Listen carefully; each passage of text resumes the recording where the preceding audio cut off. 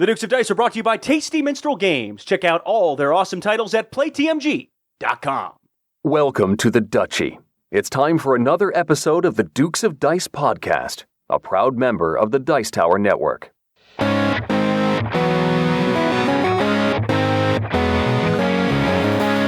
to you from the Duchy in the Duke City, Albuquerque, New Mexico, it's the Dukes of Dice, a podcast about board, card, and occasionally role-playing games.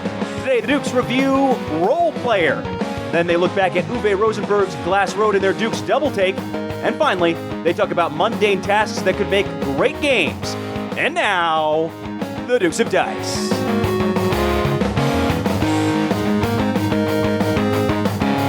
Hey everybody, welcome back to the podcast. This is Sean. And Alex. It's getting longer each week. I'm gonna ham it up. Oh boy. It's the last time in a while I can do it. I'm gonna ham it up. Well, we'll get to that, but let's name the episode. It's episode 125, named by the one and only, the name father, Steve O'Rourke, Chaotic Goods. Yes. Which makes a lot of sense. We're talking about Role Player, a game about role-playing games and building classes and alignments and things like that. And we're talking about Glass Road in our Dukes Double-Take. So yeah, it makes perfect sense. Alex, how many episodes has Steve, the name father, O'Rourke? That's hard to say. Steve, the name father, O'Rourke. Yes. How many has he named now? 7. Oh, wow. 7. All right. So that's a 2-episode lead on Chris Schreiber, who had been quickly gaining on him. Indeed. Yeah. So Chris Schreiber is kind of the Baze Malbus of naming Dukes of Dice episodes. You have lost me. And Steve O'Rourke is more of the Cassian Andor. You have absolutely lost me. So Baze Malbus is from Rogue One. He's the heavy gunner. Oh. And he's just like, bah, bah, bah, bah, bah, I don't know any of their names. And Cassian Andor is the sniper. Okay. See what I mean? Yeah, okay, that makes more sense. Hey, what are we talking about here? If you go over to our Board Game Geek Guild, we're guild number 2008. You can join in every week on our Dukes on Deck, where we talk about the upcoming episode. People can contribute to the games that we're discussing, and then also come up with a name for the episode. So we'll give you all of our runners-up at the very end of the episode. Very cool. And some other stuff going on in the Duchy. Sean, I have brought to you a shrink-wrapped copy ready for delivery to the lucky winner of Great Western Trail. Yeah. The Alexander Pfister game we just reviewed. Yes. And you broke the space-time continuum of our top 10 lists. I gave it a 6. You gave it a 5? Yes. Yeah. And anyway, go sign up for that. You can go to our Twitter page to get an entry, Facebook page for an additional entry, or if you want to email Sean, that's SCAN, at dukesofdice.com, and you send me a picture of yourself with a cow, or you send a picture of Alex, his head on a cow. Or Sean's face on a cow's butt. Yeah. Well, okay, sure, why not? That's acceptable. But that'll actually get you 8 entries instead of the normal 2. Well, those email options, just one of them, you only do one of them, yes. Will get you 2 entries. So it's going to be random drawing. It ends on the 13th at midnight. So go ahead and do that, and we'll announce the winner on the next episode. However, the next episode is going to be a little bit weird, Alex. Well, maybe weird for you. Well, it'll be weird for you too. Well, no. I mean, it'll be weird not doing it, but that wouldn't be a weird episode for me to do because I wouldn't be doing it. Well, point is... Take that, logic! Along with Great Western Trail, you also brought me your mic. It's like you handed in your gun and your badge. I had to do... By the way, when I left my TV news job, I had to hand in my reporter badge. Oh. Yeah, I don't have my reporter badge anymore. So you can't flash it at BGG anymore? Yeah, to get a press pass? Yeah, which is weird because he'd already agreed to give me the press thing anyway, but I felt like showing him the press thing because I rarely ever actually got to show anyone that press badge. It was a woman. Well, yes. Okay. Yeah, memory fuzzy. The point here, Alex, is that it's your last episode. Well, not ever. Well, you were going to confuse people. For the next... Stop confusing people. For the next 4 months or so. 3 and a... Oh. It's about...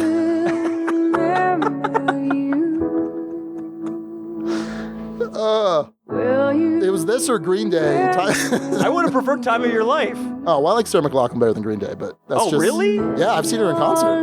Twice. Yeah, you got big taste. Yeah, I do have weird taste. Yeah. I was the only 14-year-old boy that liked Don Henley solo. So, yeah. Go figure. Yeah. Go figure. But yeah, it's your last episode, Alex. Not ever. Stop saying last episode. Well... Last episode before the hiatus, which I will return from. God. Because there were enough people who were on the guild who were like, hey, are you leaving forever? No, I'm not leaving forever. Okay. Probably. I'll just keep saying last episode, and you just keep adding in before the hiatus. The caveat? Okay, great. Hopefully that's clear now. Meanwhile, though, Sean, you've been up to some big things. It is a construction site down here still. because you've Yes. been busy at it on the video side of things, because apparently you didn't do enough work already. Nope. So we are ramping up our YouTube channel. By the time this airs, there are at least 2 videos that are that have gone live on YouTube. The first is our top 10 games of 2016, which if you listened last week, you heard the audio of, but we actually filmed that, and there's a video component to that too. So go check that out. It's us in the new Dutchy studio with nice graphics and titles and all that stuff. So there's that. I'm also doing these reviews, although I'm calling them first impressions because I think I mentioned before, I don't want to cannibalize reviews from the show. So I just did one for Villages of Valeria, which I borrowed a copy of that from my buddy Matt. And then I also have one recorded in the can for Trick of the Rails, which I just need to edit. So that'll be out sometime probably after this episode airs. But definitely go check that out. And if you want to go subscribe over there, we would really appreciate that. And thanks as always to some new Patreon folks, because we got a couple more who have joined on and decided to help us out. Yes, indeed. So thanks to Nathan Thompson, a brand new Knight of the Duchy, and Ben Chamness. I'm going to go with I would go with Chamness. Chamness. That's my guess. Ben Chamness, another Knight of the Duchy.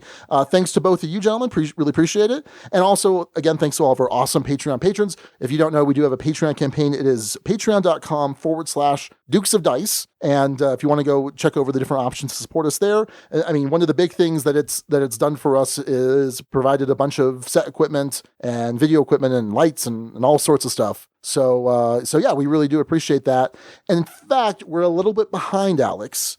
As some of our Patreon goals, we're doing these interviews, which you've been doing. Yeah, no, I've been reasonably on pace. Yeah, I've gotten caught up in this sort of scramble before leaving. Right, We've got interviews in the pipeline for Mike Fitzgerald.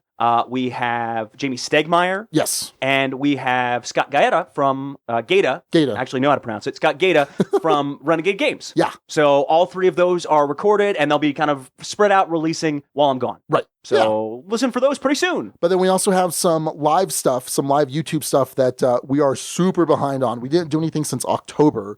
Part of that was the holidays, sickness, and I guess general laziness, but I'm not actually lazy. No.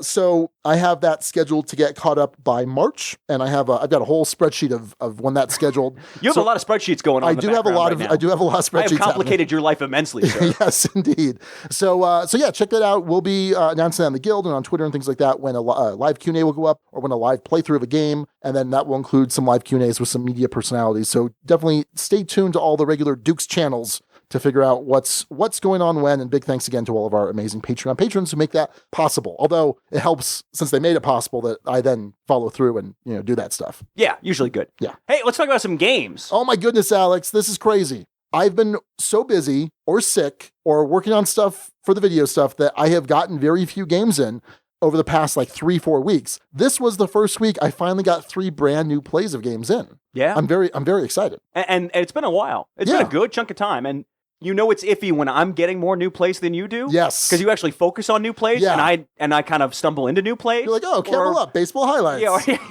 first mention. Yeah. I had it in the show notes, and you stole it from me. Woo. You are a jerk. Yep. All right. And for your last episode, too. Yeah. You forgot something there. What? Before the hiatus.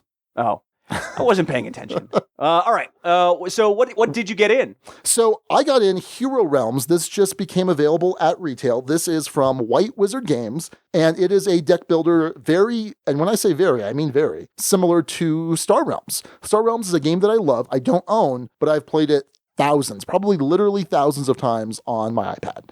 I really enjoy it. I have very little desire to play Star Realms in person, but I did buy the Hero Realms starter pack from Empire, as well as the 5 character class decks that give you a different starter deck. So there's a cleric and a rogue and a fighter, wizard, all that normal stuff.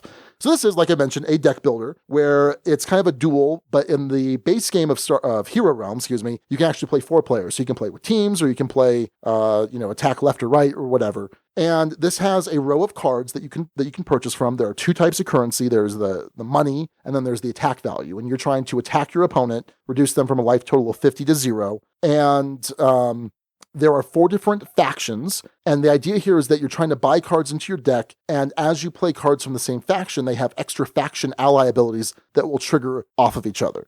First glance, incredibly similar to Star Realms. In fact, second and third glance too. It's pretty similar. Things aren't copied and pasted over there's some differences, which is kind of weird. They had the same 4 colors: red, yellow, blue, green. The red cards were both the same in both games, and but the yellow is blue and green is yellow, or something like that. So it was a little weird. Like, it just would have made more sense for them to keep the same kind of color alignment. So basically, red lets you thin your deck. What does blue do? I forget what blue does exactly. Yellow lets you do more things based on the number of bases. Nope, not bases. They're called champions that stay out. They're not bases like they are in Star Realms. And then green is a lot of discard for your opponent. So it was just weird. It was weird that was changed up a little bit. Now, the really cool thing about this, and the thing that kind of sold me on this, was that there are these class decks. So everyone typically will have the same starting deck of 10 cards, but if you have a class deck, you have slightly different 10 cards. So there's like 3 of the cards that are slightly upgraded versions of the basic cards, and then you also have these 2 abilities as part of your class. So one of them is a reusable ability you can use every turn. Another one is a once per game thing that you use and it's gone. So I was, for example, the wizard, and the wizard lets me pay 2 gold and lose a life to draw a card. And that can be pretty useful. And then also, once a game, I can discard my fireball spell, which stays out in front of me. I deal 4 damage to an opponent and 4 damage to all of his champions in play, which is pretty neat. So I really liked what the class decks offer. And there's going to be some cooperative play that comes out. There's some adventure decks that are coming out. So they're definitely expanding play. But for what I got for the base deck, or the base set and the class decks, that's $45 for all of that. And it seems a bit much. And once you get everything, it's going to be like $85, $90. And you compare that to, say, Arcadia Quest, which is about that same price. It's a weird comparison to me in terms of what you're getting. I'm enjoying the plays of it so far. In fact, I played it 5 times on Wednesday night. I got 2 4-player games in, and then I got 1 3-player game and 2 2-player games. So I'm really enjoying it. I'm going to sleeve them up and play this a bunch more. I'm guessing, though, that once the app comes out, that may kill the physical version for me, but I enjoyed it. So that's Hero Realms from White Wizard. Very cool. So I had a mini marathon for my last Wednesday Dukes of Dice game, day and night in this case. And so I got to Empire about noon. And Chris Holm, good friend of the show. Chris is well known here for really stepping up the production value. Tricking out, some copies. would say. Some would say that, Sean, yes. And Merchant of Venus was no exception. So I have not played this game, pick up and deliver game. He had his whole copy just laid out, and as you walked in the store, it was a big time eye catcher. Special tablecloth for it, giant neoprene mat with the map out there. Upgraded. He had these little coin cases, yes, that kept every little bit protected. He had these really nice circles for the cosmic encounters that went over those spaces. It was gorgeous. Painted up ships, awesome. That was set up, and the intent was maybe to get going a little afternoon. It didn't happen. No. So Chris and I played a bunch of other stuff. Yeah. Which was super cool. We got in Android Netrunner. And this is my first time playing this one, Sean. Yeah. And you're a huge fan of this game. Love it. Love it. Was this on your top 10 of all time? No. So very quickly, 2 games. Android Netrunner, Magic the Gathering. I kind of don't include because I think they make my top 10 kind of boring. But they very well could both be on my top 10 list of all time. I absolutely love both of them. Interesting. Yeah. So for folks who don't know, in Android Netrunner, you play, it's a sort of cyberpunk future. You can either play as the corporation, trying to fulfill agendas and win the game that way, or you can be the runner, trying to run in and steal that stuff. The hacker. The hacker, yeah. Which role do you think I like more? Corporation. Yeah. Absolutely. Oh, yeah. Sean's a bad guy player just about always. I was playing as the corporation in this. I was playing with kind of a setup deck that Chris had. Because a lot of this is about deck construction, similar to Magic the Gathering, which I'm not typically that great at, like ever. Well, it's a skill that it's a muscle you got to work on. You got to develop it. Okay. When I played Magic growing up, no. Were you reading all the magazines at the time? Absolutely not. Were you? Okay. No. That's what you got to do. You got to live it and breathe it, Alex. Yeah. Man, this is a cool game. Yeah. This is a really cool game because as the corporation, you're trying to set up defense measures for not just agendas that you've laid out on the board, installed, I guess is the term. Yeah. But you're also trying to protect what's in your hand and protect what's in your deck because the runner has a number of avenues of attack to try and go after you. It's an economic game. You're trying to make sure you have the resources to defend yourself properly in the right situation and not make a dumb move. Maybe set and laying traps for the hackers. They try and run in and steal your stuff. I had a ton of fun with this one, Sean, and you were surprised for some reason. Yeah, I just didn't think you would like this game that much. I never even thought about bringing this out with you. So what is it about this that you thought I wouldn't like? The deck construction. Oh, yeah. No, I would not like that. And the fact that, I mean, really, if you know the deck pool well enough, the card pool well enough, and you know what's in the deck, and you can expect, you know what's going to be in someone else's deck, it just seems like there's a big skill gap that would exist between, say, you and me. Yes. And when I say me, I'm not that good at it. And No. I'm not actually that good. But even now, because I haven't been playing competitively in a year and a half, really since the podcast. So. Yeah, that's understandable. No, I get that. And typically I would have issues with that game. I don't like games where you have to invest a ton more outside of just the base copy of the game. And yeah, I tend to like games where everyone at least has some chance or can feel like they have a chance. With this one, I made some dumb decisions. It was a close game with Chris. I made some straight up stupid decisions. Well, it's a very difficult game. Yeah, no, it's not but it's possible, Sean, when I first started the podcast, this would not have been one I would have enjoyed as much. Yeah. But it has a lot of components of games that I tend to like. I do like card play and tactical card play in a way. This has some long-term strategic elements to it, but you are also adjusting on the fly to what you draw and when you draw it. I had a ton of fun with this, and I'd like to play it some more. I don't know if I'd like to build my own deck, and I don't think I'm going to buy a set. But if someone has a pre-built deck and they say, hey, let's go and play this, absolutely. So, yeah, had good fun with that. After that, we played a round of Targi. Love Targi. Yeah, great game. Amazing game. Do you own it? I don't own it, but it's one I might consider buying. That's solid. Or would consider it's really buying. solid. And then the one that I do own, and this was going to be where I was going to get the first mention, but Sean already stole it. Baseball Highlights 2045. Chris had beat me in the most recent tournament we had of this in the final round on the very final card. In the first series we played, I got revenge. I beat him in 6, and then we redid it again, and then he beat me in 5. So cool. That's how the cookie crumbles, but a ton of fun. We played a bunch of 2-player stuff, and it was a blast. Had a great time. So yeah, that was the first part of my Dukes of Dice experience. It was about to get a little crazier a little later on. We'll get into that. All right. Sean. Well, at that night, which I won't go into too much details of, I did play Oceanos, which is an Antoine Bauza game. This is published by Yellow, and this is a really fantastic family weight game. So you are an undersea explorer, and you and all your opponents each have your own little submarine. And your submarine has, I think, 5 different parts. Quick question. Yes. Is there a yellow submarine? There's a yellow submarine. Good. Yes. It's more of a brown. It's kind of an ochre. Does everyone live in it? No, everyone does not, in fact, live in it. Okay. That's, impossible for everyone to live in it. Well, it's not like... So you're saying the Beatles lied? They do lie. Okay. They absolutely lie. So as you go through the game, you're going to be able to upgrade different parts of your submarine, which will give you different abilities during the game. Ultimately, over 3 rounds, you're trying to score the most points.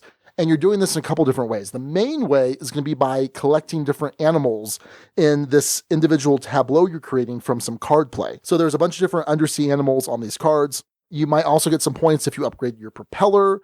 At the end of the game, you're going to get some points for the big patches of coral reef you're able to build in your tableau. You're going to lose some points every round if you have the most squid eyes. And it's kind of a random thing. And then also there's a really cool mechanic where at the end of the game, you're going to get to pull a treasure token for every treasure that a scuba diver token that you place is able to collect as it moves from the bottom to the top. So you have to worry about the vertical the vertical placement of cards. So you want a bunch of these little treasure chests lined up in one column. And this was really neat. This had a very interesting mechanism of how you select your cards. One player is the captain. Everyone else gets a number of cards equal to their cockpit rating plus 1. So you start off the game getting 2 cards. So of your 2 cards, you pick one to keep, you give the other to the captain. So the captain's collecting at least 3 cards, right? And then they choose from all of those. And then you put it out, and maybe it's some animal, maybe it's the squid eye or treasure, whatever. It could also be a crystal, because eventually you're going to go crystal and then a base, and that's what lets you upgrade a portion of your ship. So that was really cool. I really enjoyed that. And you can then use some of your fuel to keep more than the 1 card too, which is a replenishable resource you get every round.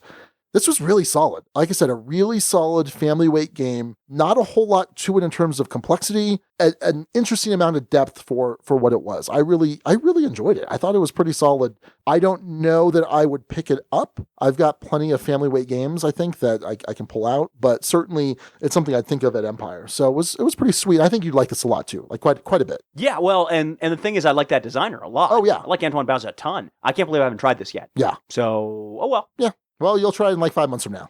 Yeah, maybe. Or I'm stopping at a number of board game cafes on the road. Who knows? Who knows? So I don't know what the future holds, Sean. Okay, fair enough. Maybe I'll play a ton of Oceanos. Maybe you will. You don't know me. So that's Oceanos. You don't know my life. That's a good point from Yellow and Antoine Bauza. All right. So the second part of my going away night, Sean pulled a little bit of an ambush. Okay, here's the thing. I wasn't expecting, I was expecting, hey, I'll see you when I get back or whatever else, but I wasn't expecting like a full-on like party type of thing. Yeah. And Sean and Matthew probably. Yeah. And probably maybe some other folks. I don't know. Sure. Let's Why let's not? spread it around. And Why some not? other folks whose names Sean isn't revealing. I don't know. It doesn't matter.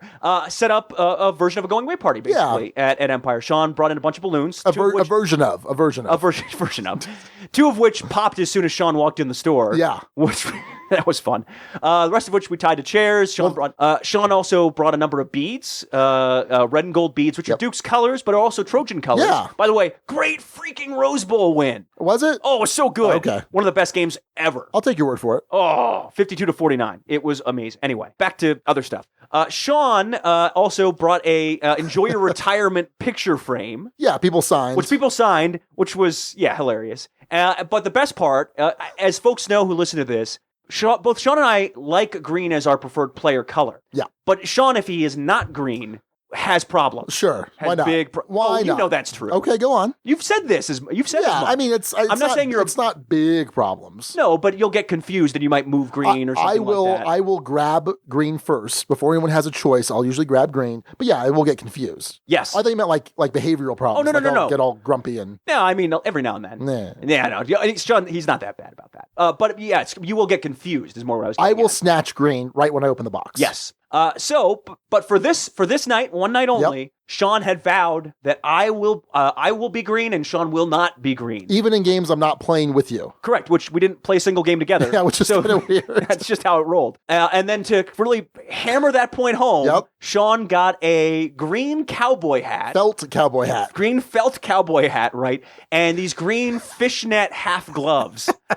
Which I wore. Yeah. To really hammer the point home. I didn't start off with a cowboy hat on, but I kept it on for a good chunk of the night. I figured you'd wear it for 20 minutes. You let me take a picture, which you can go see him on Twitter. I figured you'd wear it for 20 minutes, and then you'd be like, forget this. To your credit, you wore them all night. Yeah. You were kind of enjoying it, too. It worked out okay. Yeah, all right. The fishnet gloves... Yeah, were a little funky. Fingerless gloves. Yeah, I had them backwards at first. Yeah. So my hands were kind of constricted. I was like, I gave up on them initially, and then I tried it again, and it was it worked out fine. I like Suzanne's comment. Oh, he wore his typical outfit. Yeah. All right.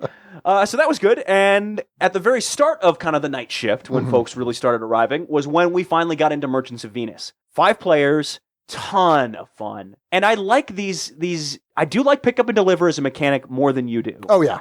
And I liked Zaya a lot more than you did. Just from a narrative Oh yeah. I think you were in like the 3 range with it, right? Yeah, you gave it a 3 too, I thought. No. Did you give it a 4? I think I gave it a 4 or 5. All right. I don't know. You can look all this up. Anyway, I liked it from a narrative perspective, and it was one of those. Even now, I still remember that game that we played of this because first turn I like hitched a ride on your back end and Are we still doing phrasing?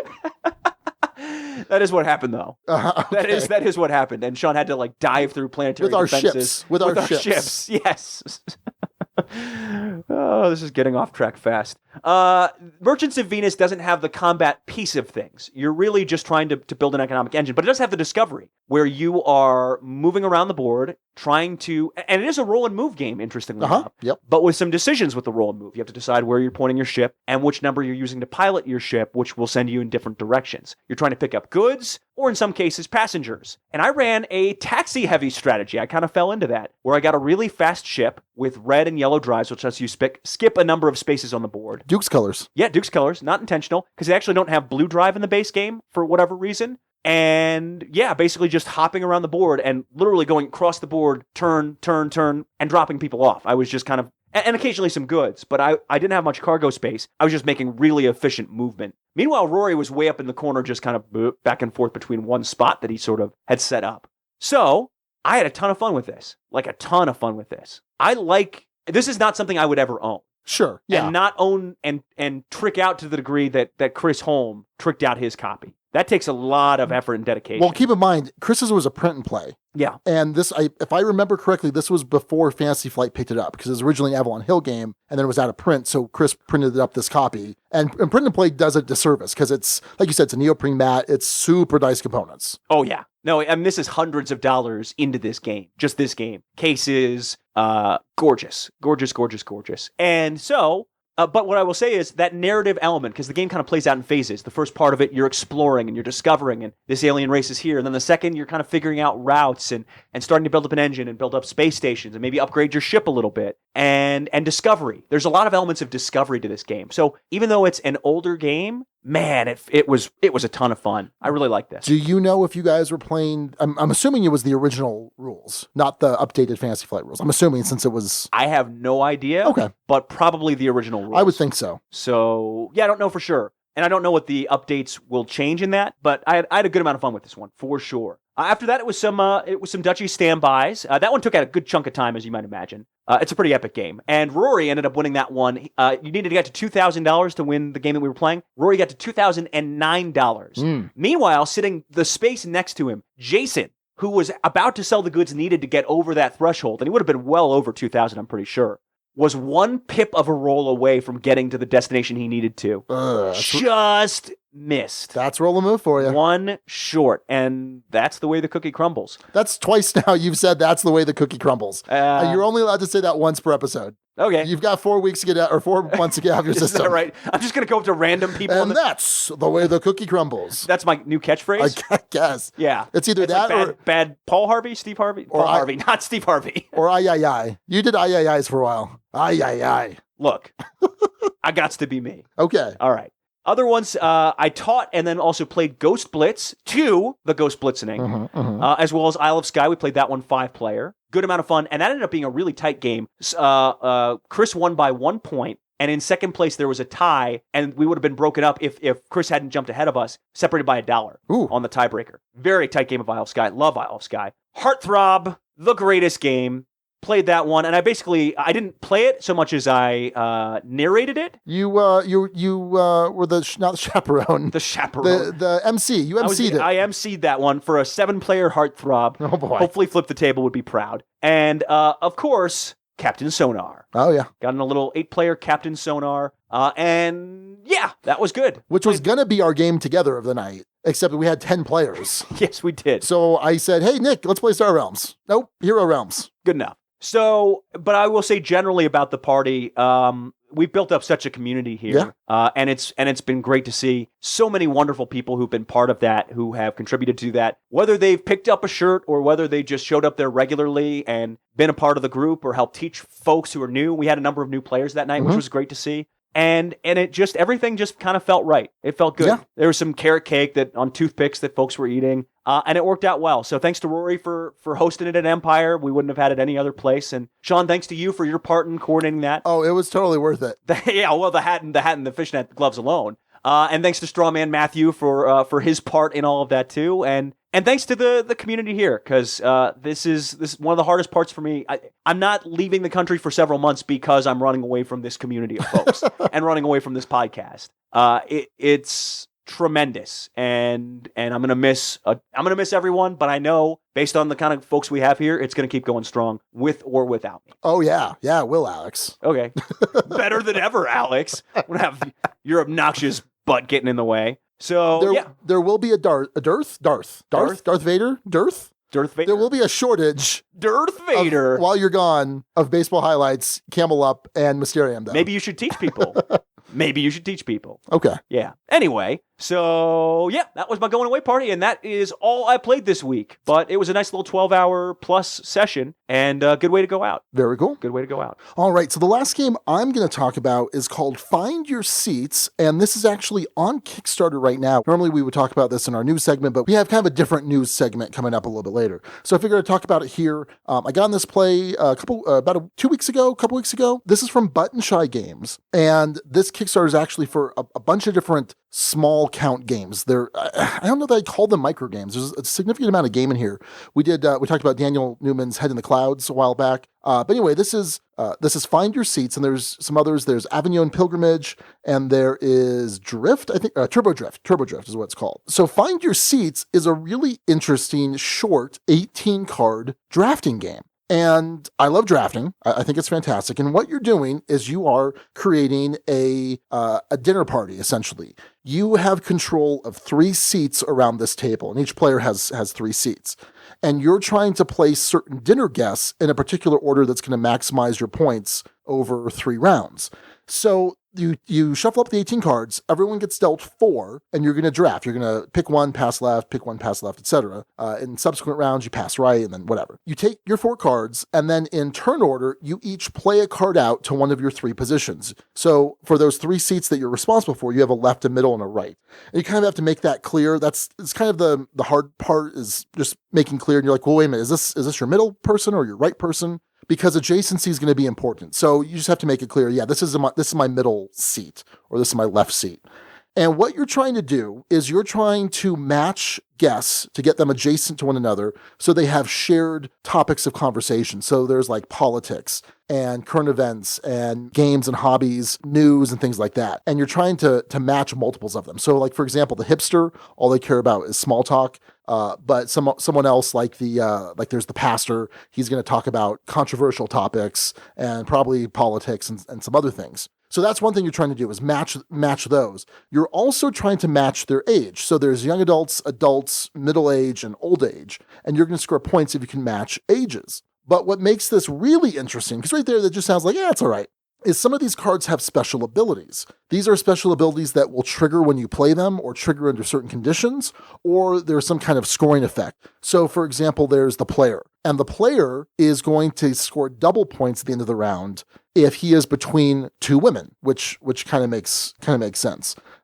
There's the lush, who, if he is seated in the first round of play, you get to compare his score for both of his neighbors. But if it's the second round of play, then you only get to score with one of the neighbors. So I guess he's kind of just too drunk at that point, and the other party goers don't really want to pay him too much attention.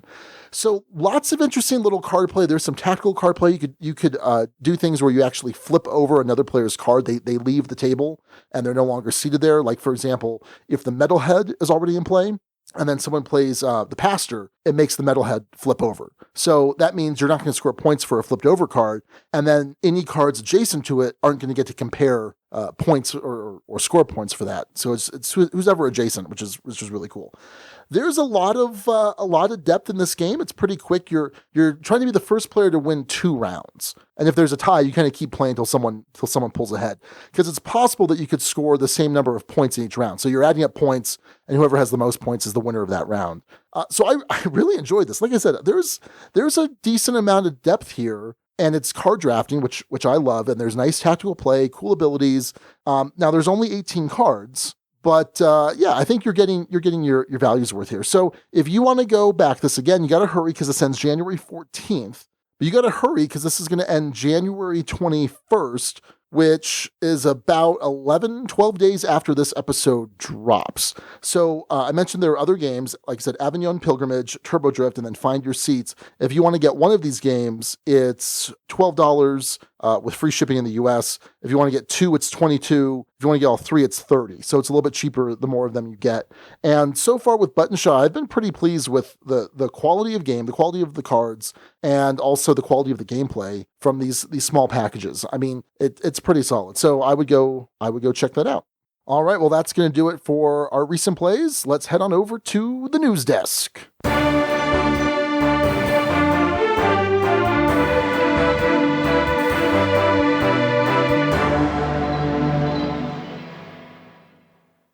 All right, this week's a little bit different, Sean.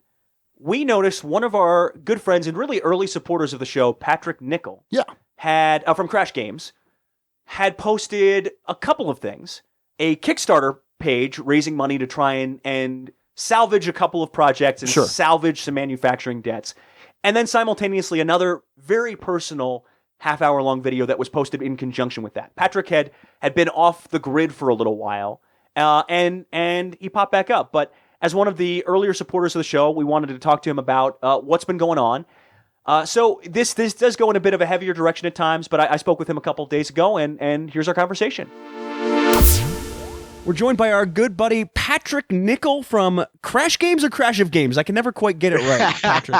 It is definitely Crash Games now. Okay, got it. Yep, and that makes sense.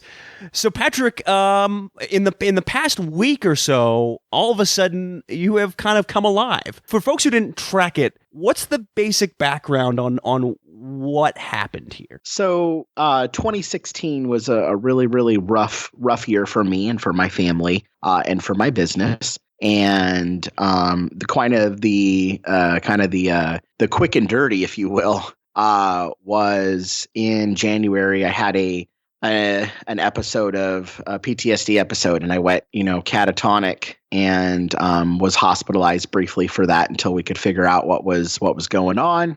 Came out of that, started talking with a tremendously helpful therapist, was trying to figure out how to do business with this new set of circumstances. And that was actually going along fine. It was certainly rough. And then my partnership with Geek Chic came to a close at the end of June. And then things kind of spiraled, I wouldn't say out of control, but things spiraled to a point where they just were really bad. Like hit, I don't want to say quite rock bottom, but darn near close. And then it's just been a struggle back up, to breathe. And that journey has started. And so now I've kind of, reemerged into a place where I can talk about stuff. And I have an overwhelming compulsion to take my story and share it with others so that they don't maybe feel so alone. There's some relief in knowing that other people feel this way, an unspoken camaraderie that hey, someone out there gets it. They get what I'm going through. So what happened simultaneously, it seemed, was this Kickstarter campaign launches, and then you put out this incredibly personal and really, if I'm quite frank with you, very brave video where you talk about a lot of heavy, very personal stuff. What was it that helped get you through that dark place that you were in? Two things, really. I have an amazingly gifted therapist, and I have a very loving wife who, even when I am in a situation where I am not making it easy to be with me, that her love for me has never gone away. And so the understanding of those two people, and my ability to try to communicate to them that, hey, this is just temporary, is what got me through.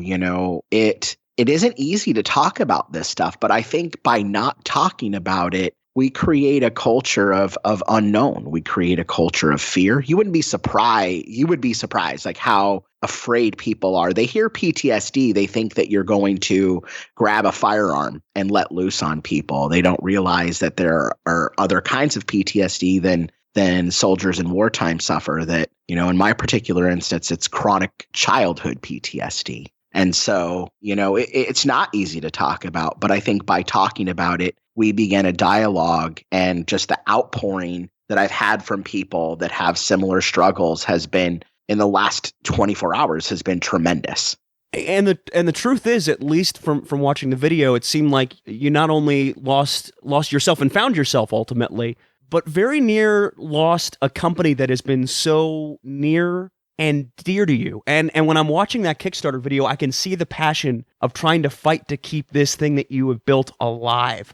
How close is that company tied into what you're trying to do to really continue to be back on the right track here? Sure. So you talk about losing the company, and there's so much more than that. I was potentially losing my marriage. Yeah. I was losing just about every reason I had for existence, losing my company. Friendships were difficult because people don't get it, and they want to help. They want to help so bad, but they just don't know. And so their attempts at helping at times can just add to the problem. And that's the really frustrating thing. You can't get mad at somebody for wanting to help and not knowing how. And at one point, wanting to lose my life. Yeah. And these are all intense things and all simultaneously happening. And that's what I really, really want people to understand. You know, you can't understand what it's like to be suicidal unless you felt it. It doesn't matter how much sympathy you want to exercise. It's a case of empathy. I think we have a real big problem in this country with mental health. I live in Washington State. And when this was all going on with me, Washington State has the fewest number of mental health beds in the country. They were bouncing me from hospital to hospital, racking up medical bills because they didn't have anywhere to put me.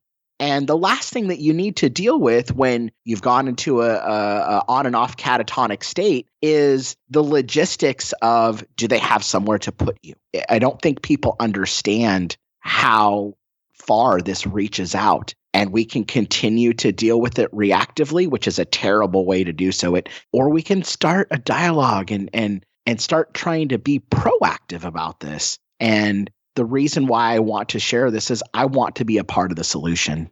So Patrick, a lot of who you are professionally has been with Crash Games, and let's talk about the Kickstarter. Sure. What is this Kickstarter for?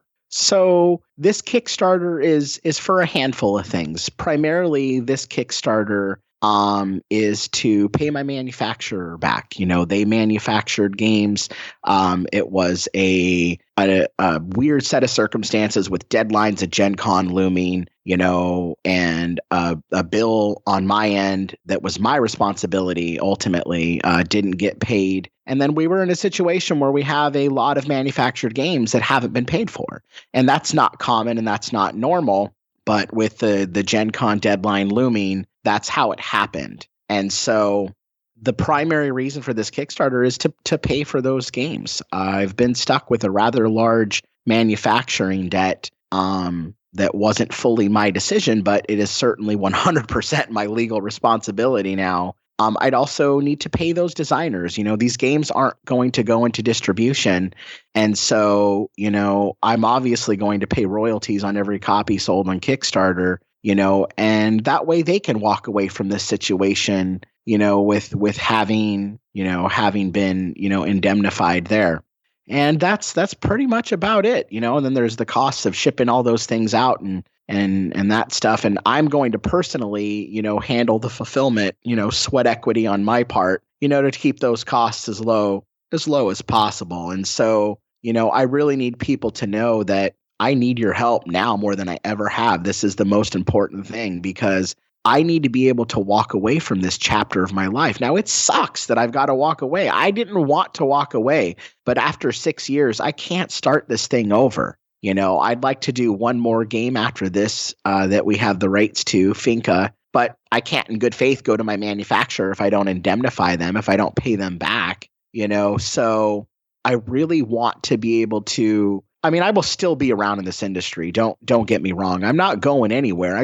I'm not going to be able to make games anymore. I feel a calling to talk about the things that we've talked about, you know, in this podcast, and that I can help make the world a better place that way. But I really want to be able to close the door to this chapter in as whole of a way as possible. And it would be really, really cruddy if I had to close this book, this chapter in my life with debt from these games and, you know, owing the designers money, owing my manufacturer money. Like, that would be really, you know, cumbersome to me. And so, you know, it sucks to end something that I worked so hard to build. But if people could please just help me end it in the best way possible, that's what this Kickstarter is. Like, let me walk away with a zero-sum game here. Well, we're talking about two pretty cool family games, Backyard Builders Treehouse and Fish Frenzy, both of which Sean and I have played and I think discussed at different points on the show. So it's not like you're holding your hand out for charity necessarily. No. No. This is not a, hey, just please give me money to give me money. Like, people are also going to get two great games in the process. Backyard Builders Treehouse was a re-implementation of Yardmaster Express. Yardmaster Express was nominated for the 2014, you know, Golden Geek Card Game of the Year. So there's a lot in that game for such a small, quick game. It is a consummate filler game, you know, 7 to 10 minutes drafting game and beautiful, beautiful art. And Fish Frenzy is another great game that not as many people know about because it hasn't been out there, but it is a fantastic, fantastic game designed by Brett J. Gilbert. And the pieces are, I mean, no one doubts my production quality, but an awesome art by Kwanchai Maria and, a really, really good casual family game. And that's kind of where we were going as a company to try to appeal to a broader spectrum. And so, yeah, this is a win-win. I need to pay some bills. You can get some great games. Everybody gets to walk away winning here. That's the really important thing to communicate, is that there is no loser in this situation. Well, and especially if this helps get Finca, another edition of Finca out, because that is a fantastic game. Yeah, and that's the difficult part for me, is I'm so focused on this, but I can't help but think, in the background that, man, I really want this to succeed for a lot of reasons, and also so that Finca can get made too, because that is a game that deserves a reprint and it deserves to cycle back around again. It's a game that my wife and I love and play often, and I need this to happen before that can happen. So the Kickstarter campaign's running through January 19th. As of the time of this recording, we're recording this, I think the day after this campaign was launched on a Wednesday.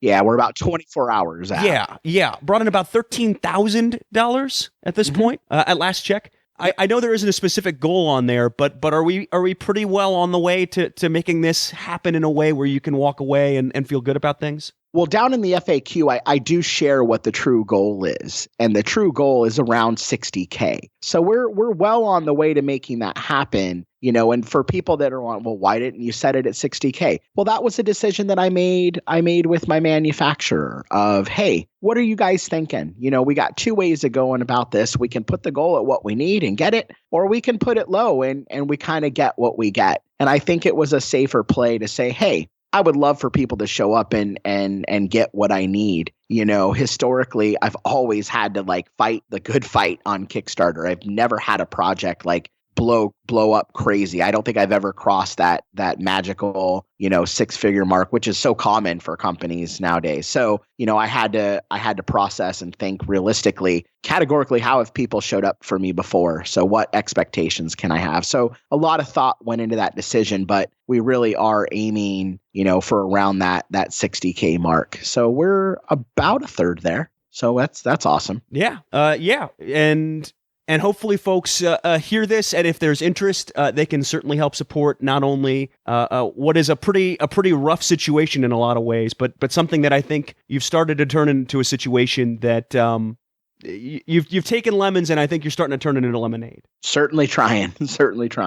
Well, Patrick, thank you so much. If folks want to reach out and talk to you about either Crash Games and sort of this Kickstarter campaign, or want to talk about mental health and want to talk about maybe their own situation, what's the best way to reach out to you? So the best way to reach out to me is my email, which is patrick@crashgamesaz.com. It's an antiquated email address, but the AZ is for Arizona. And you can always reach out to me on Twitter. It's @crash_games. And those are the two best ways to reach out. Patrick, thank you for your bravery and thank you for your time. Alex, thanks so much for having me on. I really appreciate it.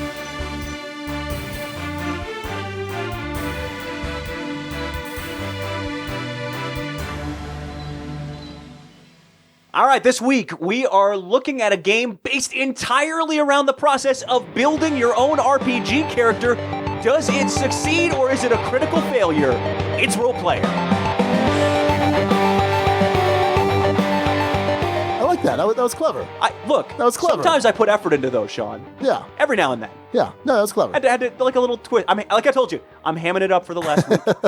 All right. So Role Player, designed by Keith Matejka, produced by Thunderworks Games, is just what you said. You are building a role-playing game character, and that's all you're doing. You're not delving into a dungeon. You're not fighting orcs or goblins or whatever. You are simply building this character.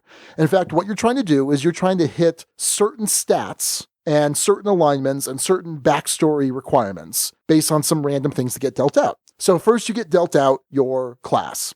You've got your paladin and your barbarian and your rogue and all those different things. And for each class, there's a specific thing you're trying to hit, a specific numeric value for your strength, dexterity, charisma, wisdom, and intelligence. And so it could be maybe I need an intelligence of 17 if I'm the wizard. And my strength, though, can be somewhere between 14 and 15. And as long as it's within that band or that exact amount, I'm going to get a certain number of points. So if I'm a wizard, I care most about my intelligence, and that's going to be worth like 3 points compared to like strength. It's only worth 2 points if I get it. And if you're too beefy of a wizard, it ain't going to fly. No, not at all. So you also get your backstory, and your backstory is you're like a plane walker or something like that. And what this is trying to do is it's trying to get you to configure these dice into a very particular pattern, certain colors in certain spots on the board. Because ultimately what you have is a grid of 3 across and then 6 deep for all the different attributes. And you're going to add these 6-sided dice in the entire row to get your final attribute, plus or minus some modifiers based on your racial characteristics. So like humans get no bonus, but elves have like +2 to their dexterity and then like -2 to their strength or something like that. So all the different races give you some kind of modifier there. You also have your alignment, which also gets dealt out randomly.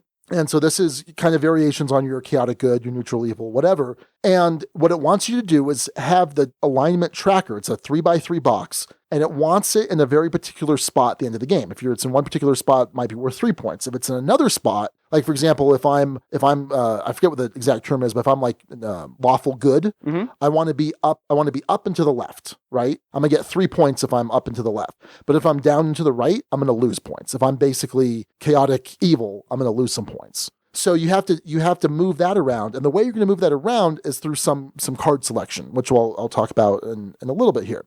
So here's how a basic turn works. You're going to roll some dice. It's a number of players in the game +1, and so the first player grabs the dice from the bag, and there are a bunch of different colors: red, blue, green, purple, gold, black, and white, I believe. Pull them out, they roll them, they get arranged in this row, and you do them in ascending order by value. And you're going to get some gold for some in the middle, because the ones at the beginning, which are going to be low pip value, are going to let you go higher in initiative for selecting equipment. Ones at the end are going to let you go last, but they're worth more pips, which you may or may not want. So the ones in the middle, they incentivize you by giving you some gold for taking them as well. And so you're going to draft these dice, you're going to put them somewhere on your player sheet. You have to go from left to right, but you can go up and down. That's fine. As you place these, you get some kind of bonus. So for example, strength lets you flip a die. So if you have a 1, it becomes a 6. If you have a 2, it becomes a 5. Dexterity lets you swap dice around. Wisdom lets you increase the value of any die up or down by 1. Charisma gives you kind of some extra money. Wisdom lets you move your alignment, and intelligence lets you do a reroll. I may have some of those back mixed up there a bit. But what's cool is you only have a certain number of those actions that you can do, unless you do some swapping or whatever. And so there's an interesting decision of, okay, do I care most about pip value? Do I care most about whether the color is going to match a particular slot? Do I care about activating a particular slot? Do I care about initiative? And once you do all that, you've established your initiative, and there's a market that you're going to then be able to buy cards from using gold that you've acquired. You get some extra gold whenever you draft a gold dice. Also, when you place your final die in the last spot, you get some gold. But anyway, these things are equipment, weapons, skills, traits, which give you either some new objectives, they give you some abilities that you can use. And what's really cool about this is in order for you to buy certain things, not only do you have to pay its cost in gold, you have to be able to move your alignment tracker for some of them. So if I get a skill like healing, I think I have to be able to move my tracker up. Yes. And also when I use it, I move my tracker up. So you have to sometimes do things that are going to move your tracker down so you can be able to go up. And that's a really cool thing. So you're going to continue until everyone has all of their slots filled, and whoever has the most points through achieving the attributes, the background, the alignment. There's also some bonus for the certain color, like you want, if you're the green player, you want green dice. And then for any of the bonus cards that you get, whoever has the most points is the winner of Role Player. So what do you think about Role Player, Alex? It is amazing how this has taken something that for some people is really engaging. You love creating characters, Sean. Love it. I love it. It's so much fun to me. For others, it's kind of mundane. It's really, okay, this is the paperwork, this is the bureaucracy kind of I need to go through in order to get to the game itself. I like the opportunity to tell a backstory and to have a story with this. I like how this game forces you to fit into that story in a sense. It's punishing you for not sticking to the script, not sticking to the narrative in a way. Now, there's a number of ways you can get to that script. I'm not saying the game is scripted. Your actions aren't predetermined. But the game is saying this is where we want you to fit into. And it's dealt in that way. It succeeds for sure on theme. For sure. And it succeeds in an interesting way. Now, for others, there are some disconnects here. It doesn't quite work together. For me, it all kind of combines into a nice piece. My big questions with this one are actually more to do with replayability than anything. Sure. Replayability and variability in the gameplay, not necessarily in the options or what you can get dealt out, but in how a game will feel of this. And I'll get more into that later on, but generally speaking, I do like it. Okay. Yeah, no, I enjoyed this quite a bit. In fact, it was my top 10 list of games. I think it was my number 9 or 8. It was on there somewhere. Yeah, it was towards the top end there, the bottom end, whatever you want to call it. I like this idea. Like you said, I do enjoy doing this in an actual RPG. I've designed, or not designed, but I've created far more RPG characters than I've actually played, because it's something I enjoy doing. Sometimes it's me min-maxing a character to be super efficient. Sometimes it's me, creating a very narrative character that has flaws and actually is not as good as it could be because I'm actually trying to live up to a certain archetype or a certain ideal.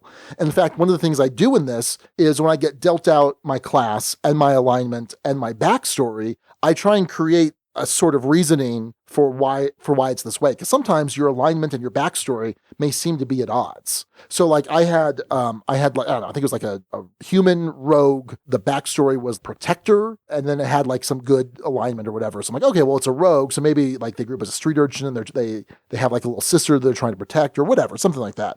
So I enjoy doing that too. So I'm kind of creating this bit of the narrative, but really it's a game about mechanics. It is very similar in a lot of ways to rolling dice for your RPG character, because there is some gamesmanship, depending on the system of RPG you're playing, where you can manipulate certain things and a lot of different ways to do that. And I enjoy that, which is why I think I enjoy role players so much. There is a lot of tactical decisions to make every turn. What am I going to do? Do I care most about fulfilling this particular color requirement for my backstory? Oh man, that 6. I really need that 6 because that's going to max me out on my strength, which is what I need. Or maybe I just really need to make sure I take a high initiative dice, one of the low value dice, and I'm just going to put it in some attribute that I care nothing about. And it's just kind of my throwaway thing because I need this action or whatever. Lots of things to consider. And then you throw on top of that the actual card buy and lots of different cool combos that you can do. There are things like there's a card called Weakness, which gives you points for being below attributes, a certain level in all your attributes. So you stop caring about what your actual class requirements are. So yeah, I think this is just fantastic. Rulebook, do you have a chance to go through the rulebook at all, or? Maybe. Okay. I think I helped teach this one at BGG-Con shortly after playing it for the first time or two. Mm-hmm. So I think I helped walk people through it. I don't remember if I needed to reference the rulebook in any form. Okay. I think there was a question that came up that the rulebook couldn't address in one situation. But yeah, that's about it. Normally I don't talk a ton about rulebooks. So I opened this up at Empire Wednesday night, got there at like 5:30. I played with Rory and Andres, and I opened up the rulebook and I was good to go in like 6 minutes. That's good. Yeah. I pretty well put together rulebook. There's kind of a wall of text issue. It's not broken out like I usually like it, but overall it was pretty easy to learn. Like I said, I 6 to 8 minutes or so, and we were playing pretty much right from the get-go. So yeah, I think it's a very, very solid rulebook. As far as components, Alex? Yeah, I think it succeeds on this. Different colors of dice are very clear. Yeah, the big chunky, were they the 16 millimeter dice, I think? I do not know terms there. Okay. They're good dice. Yes. They're good dice, and the colors are easily distinguishable. Yeah. Is kind of what I'm getting at. They're the bright dice. They're not, yeah. When you understand what's going on with alignment and how you're supposed to move with alignment, that all makes sense. The language of the game works on the cards pretty well, to my recollection. Yeah. And by the way, it has the little slots where the dice can sit in. Yes. Pretty recessed. well. Yes. Yeah. And you need that for games. Yeah. Crazy. Not going to say anything about terraforming Mars here. Nope. But I just did. So yes, it is. It killed it on components on that front. Card quality is excellent. The good thickness on the player boards. Yeah, I think it's a really excellent production. And because the colored dice are the way they are, it pops pretty well on the table too. Yeah. It has a good general look to it. Yeah. Yeah. What about art? Yeah, I think it works well. Okay.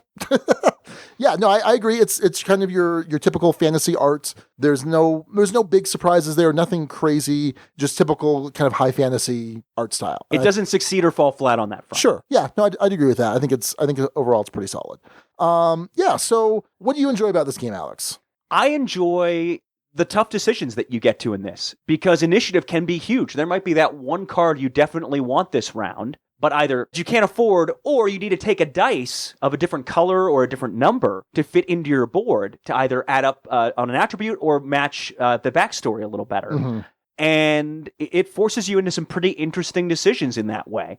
As you mentioned, the number of actions that you use, even from the very start of the game, where you choose to place those dice is going to determine a lot. Because at the start of the game, you pull, I think, depending on the number of players, but you pull like 6 to 8 random dice from the bag for everyone, and that starts their player board. Right. And you also, depending on where you put things, aren't going to get the actions off of that necessarily. Right. So, I mean, there's an interesting decision even in your starting setup there that has nothing to do with player powers or anything along those lines. There's a lot to consider here. There's a lot going on. And I think for the most part, it's really enjoyable stuff. Yeah. So I don't know what you thought in general of this, Sean. For whatever reason, the alignment play to this was less engaging to me than a lot of the rest of it. So, no, I liked it actually quite a bit, because I think it mattered on how much you were committing to certain skill cards, for example, or I guess action cards. I think skill cards is what they're called. So, like, for example, there's an ability called Heal. And the heal ability, you have to be able to move up, and you increase the pip value. I forget if it's by 1 or 2 of a dice of your choice, but that's pretty good. So now I'm looking for cards that are also going to make me move my cube down the alignment, because I need to be able to move up. So that's an interesting choice too. So maybe you go a round, 2 rounds, 3 rounds, and there are no cards that move you down. Finally, the next round comes and there's that one. So yeah, I need to make sure I get that. And other players, because you can be aware of what other players are doing too. I think pretty well in this. And so I know other players know that I would really like this one that makes me go down, because it's going to fuel my heal ability as well. So I need to make sure I get as low an initiative as possible. And that can be frustrating, because it's like, well, this die is completely worthless to me, you know? And so I like that decision. And so for me, some games I really care about my alignment, others I don't. Sometimes I'll just be like, I'll just get it over here. The other thing with initiative too is there's a set collection element where the different armor types. So there's leather and there's chain armor, and there's the gloves and the vest or whatever. It's different pieces of armor. And so they're worth progressively more the more you have in a particular set. And someone's collecting leather, and if you go before them, you don't have to buy the leather. You can forego a buy, and you can just discard a card from the market and get $2. So that's kind of a mean thing, and I enjoy doing that, and it's very frustrating when someone does that to me. Yeah. But that's why initiative is important. There are so many competing interests that that give this game a lot of tough decisions. Yes. Yeah, and your needs are going to conflict with other people's needs at some point, several times. And I enjoyed it from that front. I enjoyed that decision process, especially surrounding initiative of when do I go here, and when I do go, what do I do? Right. So yeah, enjoyed it a lot. I never, on occasion, there might be a turn where something felt obvious, where it's just the perfect die. I'm picking first, but maybe there's nothing I care about in the market, and it's this green 6 that's going to completely max out my strength, and it's going to complete my backstory color for strength or whatever, and it's going to let me flip something. Those happen on occasion, but for the most part, lots of tough decisions, which I think is what makes the tactical aspect of this game so strong. But there's a strong strategic component too. A long-term. Right. And I like that. I like when a game can balance both the tactics and the strategy. Well, and the timing of when certain dice come out, you might not get the color that you need come out for several turns, and so do I keep waiting? Because I might also need that action that die is associated with. The decisions here are very strong, and I think it makes for a pretty engaging game. Again, on something that would be mundane or you might not think would work really well. Wouldn't be a game in and of itself. In that sense, I think it's a design accomplishment. Yeah, absolutely. So when this was first on Kickstarter, I heard about this and I'm like, oh, that doesn't sound that good. Like at first I was kind of interested. I'm like, oh, well, I like designing characters, but I'm like, you can't make a whole game around that. Like that's crazy. And so I said, no, I'm not going to back it. And I kind of lost interest in it. And then as the fulfillment started happening, and I saw people on Twitter post pictures, I'm like, okay, that's kind of piquing my interest here. And for the most part, it was sold out. I actually did a pre-order on Miniature Market, and it was sold out. or they couldn't fulfill all of the pre-orders. And so I was pretty bummed out. I reached out to Keith and I said, hey, I really want to get a copy of this game. We may review it at some point in the future. And I'm not looking for a review copy. I know it's super hot. I know it's sold out everywhere. What can you do? And he's like, well, I've got 3 copies. I'm going to a con. I'm going to sell these 3 copies. But if you want to, shoot me some money on PayPal, it's all yours. So I was like, okay, done. Yeah. And for some reason, I don't know what was the difference. I don't know what the difference was, a year ago when it was first on Kickstarter versus a couple months ago, where I was like, I really think I'm going to like this game now. I can't tell you what that difference was, but it paid off because I really do enjoy this game. Man, Kickstarter regrets are tough. Oh yeah. Are real tough. Yeah. So, and this game has been really scarce. I was just looking today. It's still sold out on cool stuff. Yes. You cannot pick it up. Amazon has something, but it's definitely marked up a good amount, and you have to pay for shipping. Sure. It's not Prime eligible. So this is a tough to get game right now. I've obviously the cons have had a couple. BGG Con had a copy. Yeah. And I think Empire does Empire even have a library copy? Empire does not have a copy. Man. Well, because they don't do Kickstarter fulfillments, or they don't do Kickstarters, right? So, and I even brought my copy to BGG. Because I wanted to make sure I got plays with this. And I knew it was a hot game, and I knew people would want to play it. Yeah. And I played it like 4 or 5 times at BGG Con. It's a bummer when a game's that sold out for that long. Yeah.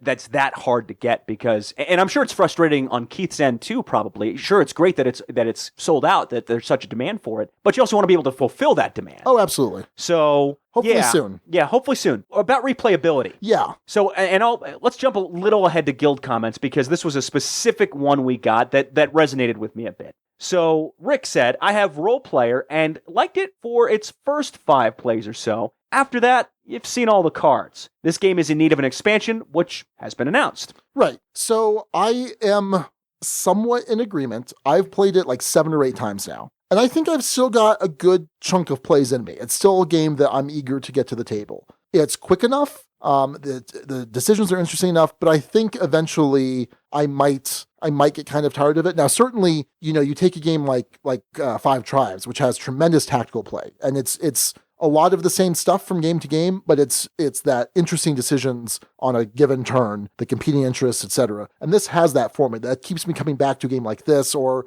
a game like Seven Wonders Duel, for example, where it's really those tactical decisions are there. But then also there's that long-term planning. So I certainly think that this might have a limit on replayability for some. I think it may have it for me, but I think I might last a little bit longer. But I think as soon as I start getting tired of this game, hopefully the expansion comes out. So after a few plays of this, I was definitely feeling it. And Okay. I think the reason for that is a couple of things. One, the game has good variability. Sure. In that you can exchange out the race that you're at. There are different race boards, and there are different class boards, and there are different backstory boards, and there are different alignment boards. That adds some degree of variability to the game. Because not all of them are just different versions of each other. Some of the alignment boards give you an extra bonus, but it's only in that one spot. Right. So that's going to change how you play the game. And some of that stuff will absolutely change how you play the game. The racial bonuses, which are, I forgot to mention this in components. For me, anyway, I found that I just kept overlooking racial bonuses. Oh, okay. Consistently kept overlooking them. Interesting. And so I don't know if that's a component thing where they could have made that just a little clearer. It was like bold white text I'm sure it's fine. on a black background. Yeah. I don't know. I'm sure it's fine. Just as a heads up, keep an eye out for those bonuses because at least for me, I got a little lost with that. And I wasn't the only one that I saw in games do that. Back to what I was saying, though. There's a variability in terms of those are different, but they don't play fundamentally differently for the most part. It's different colors of dice, different numbers. It's different racial bonuses that might affect what value of dice you're going to put in a specific area, but not necessarily what you're doing. Sure.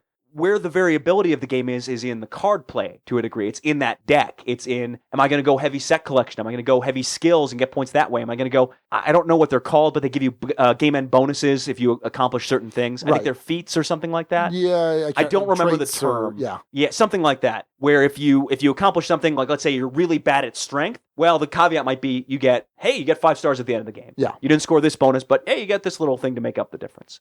So I think because all of the variability is in the deck, and the deck is only so much, there's certainly different ways to play this game, and there's certainly interesting decisions when you do play it.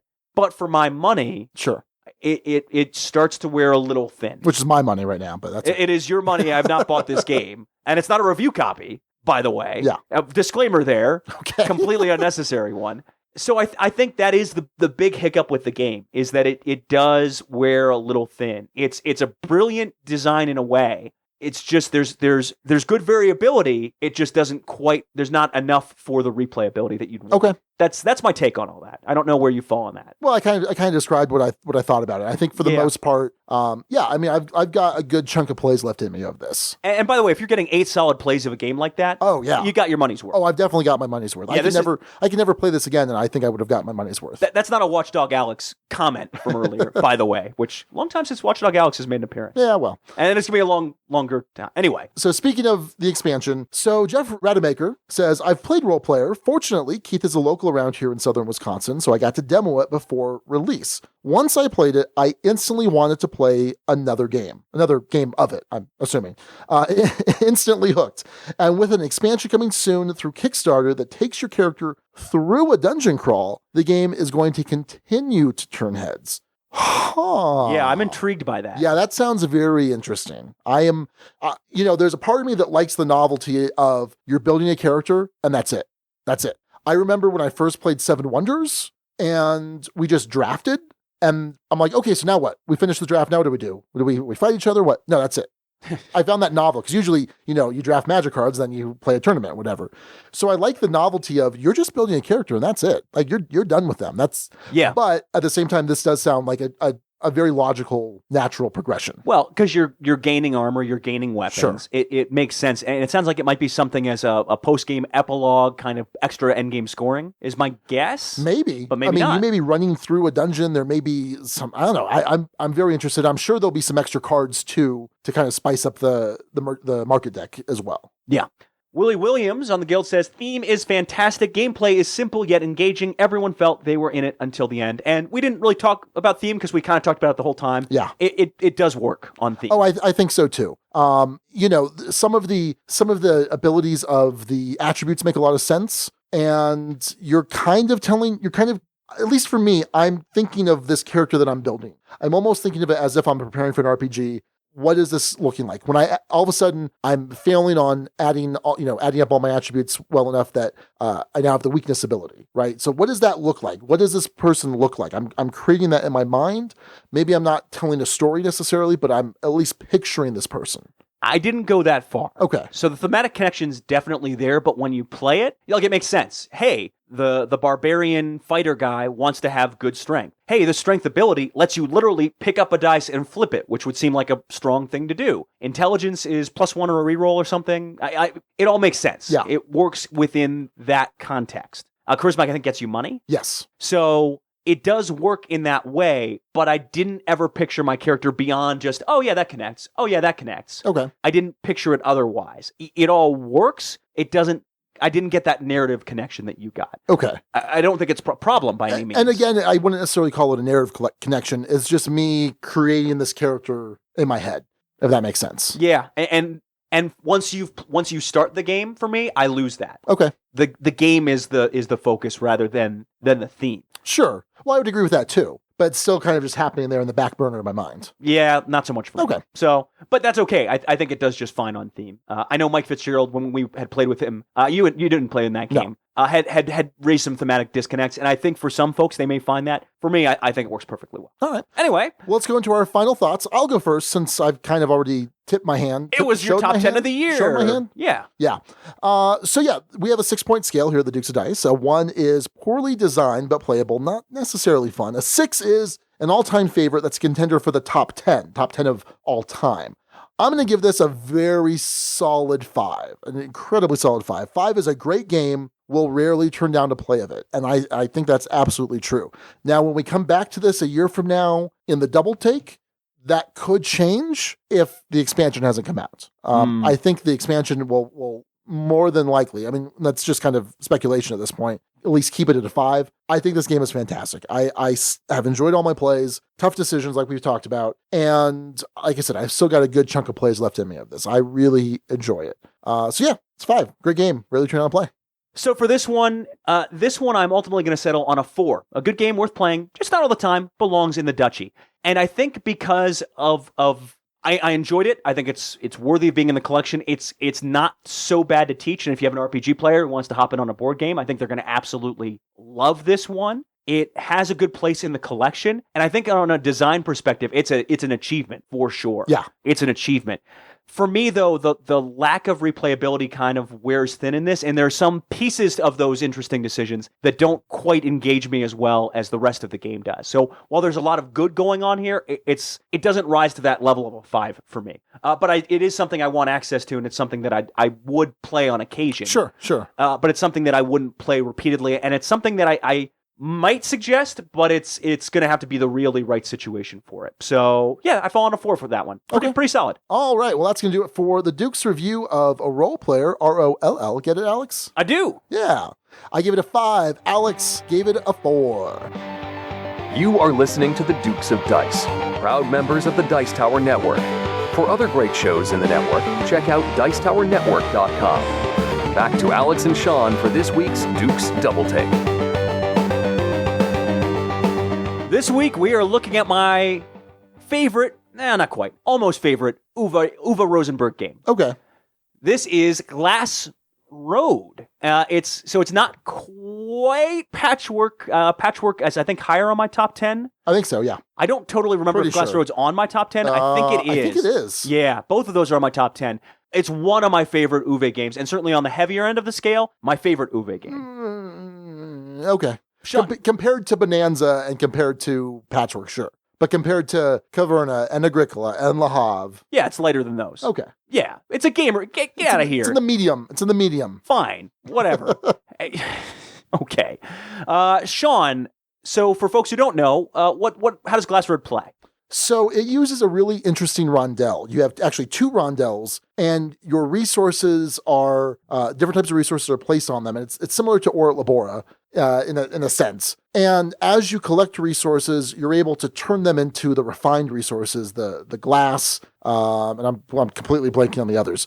But you then spend these on buildings, which give you some immediate effects or some ongoing abilities. And ultimately, it's a pretty quick game, which is what makes it kind of medium. Yeah, I wouldn't say light medium, but definitely medium. And I remember my first time thinking, oh, wow, that was really quick. Like, there's not really a lot to it. You're converting some resources into others. Yeah, it's a really solid game. But what's really cool about it is it uses a card play system where you're choosing a bunch of different action cards, and it kind of has like a broom service feel to it. Yeah. Where you are picking a number of cards each round, and you're playing out a card when it's your turn. If you are the only player that has that card, because everyone's going to have the opportunity to follow or not, and it's a forced follow if you have that particular card, you get both a bottom and a top action. But if other players have that card, you each get just one of those actions. And so it's an interesting decision of, okay, which cards do I think I can possibly get to myself versus which cards do I actually really need, regardless of whether or not I play them by myself or not. And really cool game here. So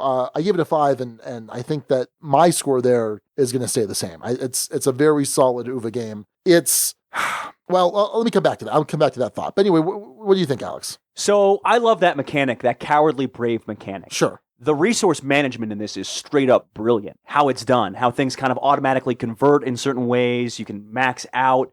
There's so many different paths to victory. The buildings are really interesting, and I love that mechanic of, the cowardly brave that you see in Broom Service. Well, you're not making the choice. It's not exactly you're that. Not choosing cowardly brave, but yeah, you get a bonus if you're the only one to play a card versus... It feels similar. Sure, I agree. And I like this iteration of that mechanic because it adds that resource management, it adds different paths to victory. You're building your own little sandbox to kind of play around in. And there's cool different ways to score points. With sand, too. There's sand. There is sand. Sand is there. A resource. So it can be a sandbox, should you so choose. I love this game. I just straight up love this game, and I wish I could play it more. It just doesn't, for whatever reason, come out as often as I'd like. That happens with games sometimes. Yeah. For me, this one was a 6 at the time. It stays a 6. Okay. Sean, this one was a 5 for you. Does it stay there? I already said it's still a 5. Oh, well, I wasn't actually listening. I'm sorry. I was looking at other things. That does tend to happen. That's the problem with having a laptop. Yeah. I noticed you're a lot less attentive when you have the laptop. Yeah. Yeah. You've been chatting with Matthew this entire recording. I have absolutely been chatting with Matthew this entire recording. So for all the people that enjoy our rapport and our interaction, you're like, you're just talk, Sean. Yeah, you take it away, Sean. I'm going to take a mental break. Okay. And then a real long break. So just to reiterate, yes, it stays at a 5. It was a 5. It's still a 5. Wait, what? Where's it staying, Sean? It's a 5. It's a 5. Good. Okay. So, of course, we're going to have some guild comments, but what we did this week is we did a poll, because I think it's an interesting thing to do, and Blue Peg, Pink Peg did this. We steal all sorts of stuff from Blue Peg, Pink Peg. No, in truth, Blue Peg, Pink Peg, Rob said, hey, the Dukes of Dice do this when they do their rerolls. The Dukes of Dice do this on their double take, so it's a cool thing to incorporate guild comments. So they stole from us, and now we're stealing back from them. Didn't we take the 6-point scale from them? Them and Heavy Cardboard, yes. Okay. Yeah, although they technically have a 0. They have a 0, so it's really a 7-point scale, but that's all right, Rob. That's okay. Okay, so we asked the guild, how many of you have played this? 55% have played it, so a little bit more than half. And then what's the average score? Well, it looked like about a third gave this a 4. About a lesser third gave it a 3. About 22% gave this a 5. And one person, which is about 5%, gave it a 6. Yeah, one person. But there was 1 2 in there, which is a game has some merit but has significant issues. Doling out the harshness. Yeah.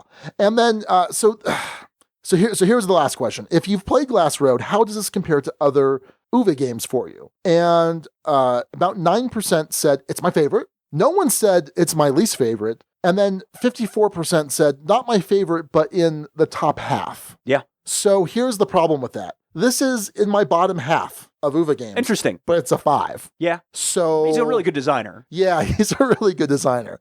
I tend to like his heavier games. So what's ahead of it? Caverna's ahead of it. Caverna's ahead of it, or Labora. I'd give this over or Labora's like Glass Road plus. Okay. I think this is probably a little bit better. Le Havre, certainly. Le Havre is probably a 6. Feast for Odin?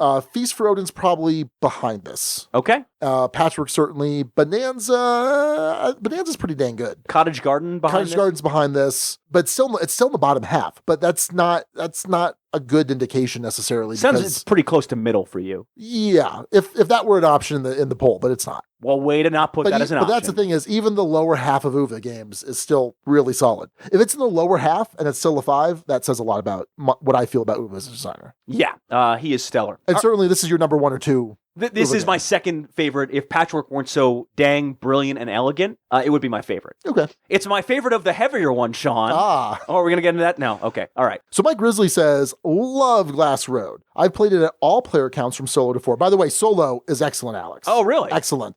I love how the game feels and what you go for changes as the count differs. It's my favorite Rosenberg of the ones I've played. There you go. So he might have been the one person. Yeah. Yeah, he might have been.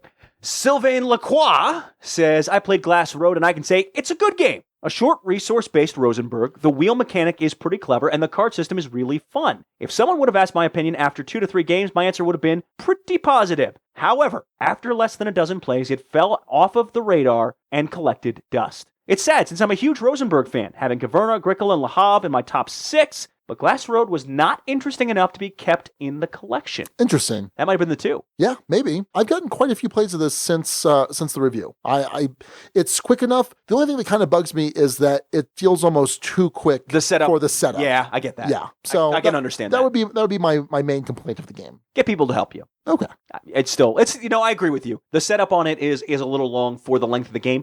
Part of why I like this one compared to other heavier Uwe Rosenberg games is because of the play length. Because it doesn't for instance, Caverna, I like Caverna a lot. It just takes too long for my taste. All right, that is our Dukes double take of Glass Road. Stays at a 6 for me, stays at a 5 for Sean. This week, we're discussing mundane tasks that could make great board games, but first, a quick word about our sponsor.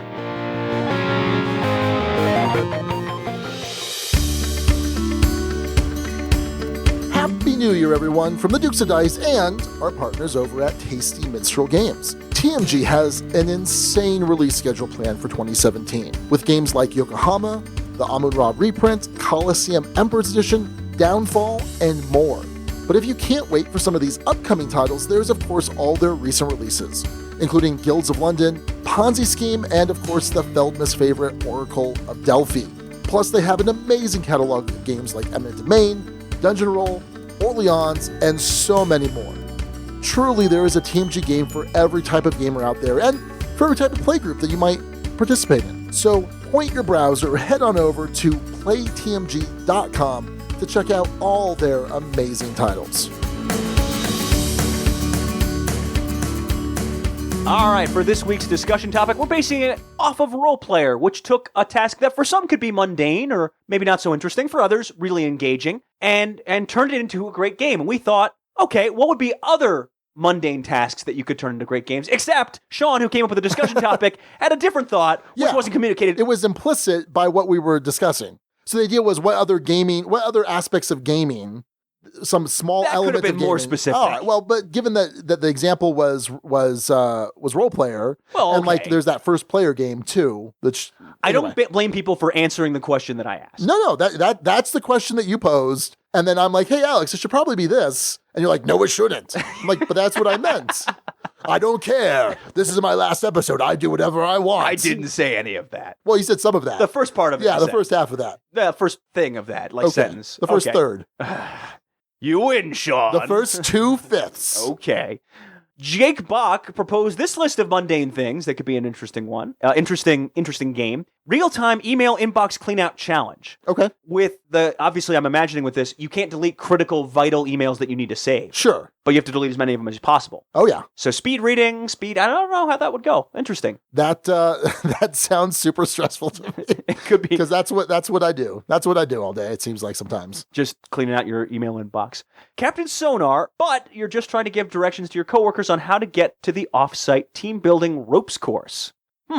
That sounds more like a co-op generally. Okay. Why can't these be co-ops? They could be. But that Captain Sonar is not a co-op. You're not Well, trying it's team. to guide the other It's team. You're trying to politely guide the other sub into your torpedo. Yeah. Yeah. Millennium Blades, but you have to put together the best dish for a potluck, enhanced with special crock pots or Tupperwares. I like that. I like that. Yeah. Nice retheme there. Black Friday deal hunting set collection game. It's a semi-co-op, and one person plays the warehouse employee that hit all the NES classics, and he's not going to sell them to you. That's pretty good. And he also suggests drafting the best kickball team, except everyone wants Chad on their team, and he was supposed to be here 10 minutes ago. Has anyone heard from Chad? I don't want to pick, and then he shows up, and then we don't get Chad on our team, which sounds like a press your luck game, kind of. Yeah. Mike White had a really funny one. Mike White says, as a stay-at-home dad, I often find myself thinking of how the day's logistical challenges could form the basis of a great game. Getting the kids breakfast and to school, doing the shopping, managing the household budget, making dinner, tidying the house, doing the washing and ironing, picking the kids up, after-school activities, get enough points, and you can fall asleep at 8 o'clock after a glass of wine. Fail, and your kids go to school naked, apart from one dirty pair of underpants after eating marbles for breakfast, because that's all you can afford or remember to buy. So, yeah, that could be an entertaining one. So I've got something similar to that in mind, but taking one aspect of that. So right now, Chewy's at an age where she is just so destructive. Raquel's day is spent cleaning the house only to have Chewy undo it. So it's a dexterity stacking game where you're trying to create stacks of stuff. You're like putting stuff away. You're cleaning up the house and putting stuff away. But the toddler, the Chewy monster, is this. There was like this like dragon or dinosaur game, and it was like a kid's game from like the 80s or 90s, and you Don't wake Draggy. No, and not at all. And you'd spin it up. It was a wind-up toy, and it would just kind of twirl around and go about the board in this random direction. And so that's what this is doing. It's knocking down stuff that you're putting away, and so you're trying to get everything put away quickly enough. I don't know. Okay, not bad. Yeah, not bad. Interesting. I do like. So there's some cool video games or funny video games that take what should be basic tasks and turn them into really tough endeavors because they just don't translate well. Okay. So there's one, and if anyone follows PewDiePie, you're probably generally younger than our typical audience. Probably. There's one called like Heart Surgeon Simulator that he covered, where like even picking up the stuff off of the table to try and perform surgery on someone is an absolute chore. There's another one, like a running game, where you have to like control the legs individually and the joints individually. Oh. And it's really hard to do, and the guy just flops on his face half the time. I can't remember the name of it. Okay. But it's just ridiculous, and it's fun when you take something that should be a really easy task and turn it into a really hard game.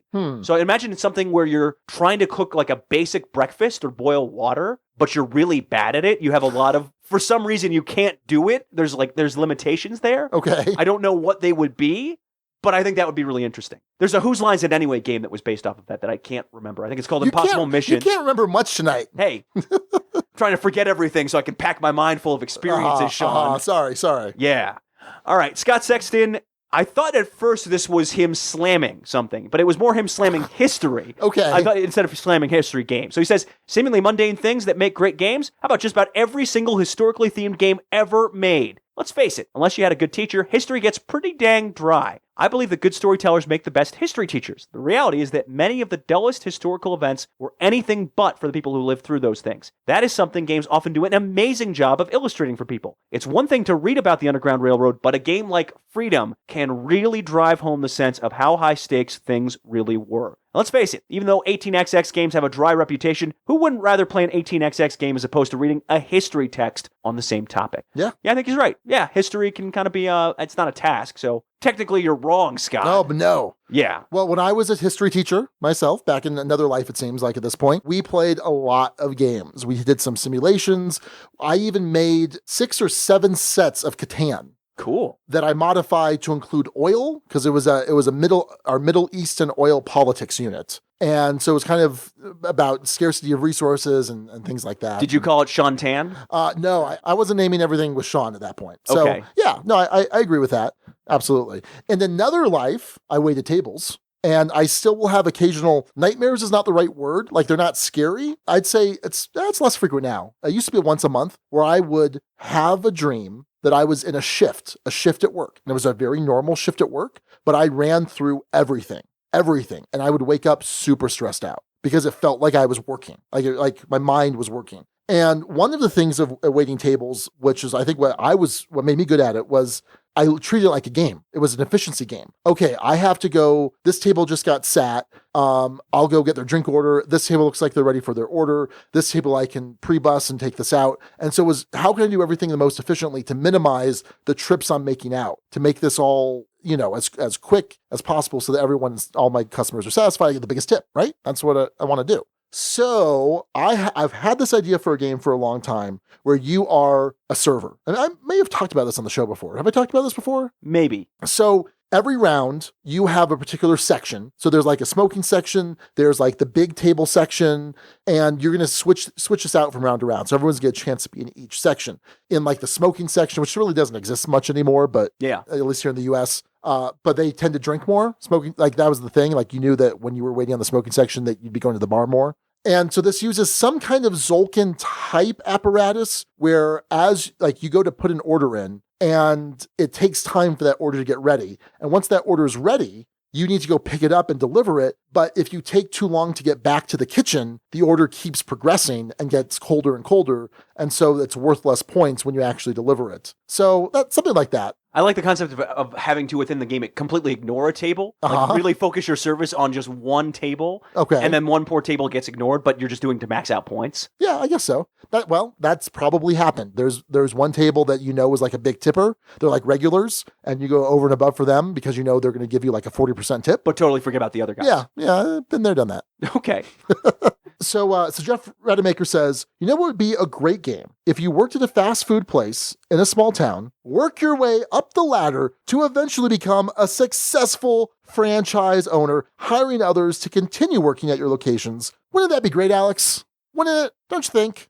Yeah, if the theme worked. Yeah. Well, it does. It does. No. It's Food Chain Magnate is a fantastic game. And you're silly. He does mention, though, he wonders what a board game for Crazy Taxi would look like. Okay. Pick up and deliver with some nuttiness going on, basically. Yeah. Yeah, could work out. I was basically Crazy Space Taxi in Merchant of Venus, which was pretty cool. Sounds pretty cool. It was pretty cool. I was having the most fun. I didn't win, but I think I had the most fun with how I played.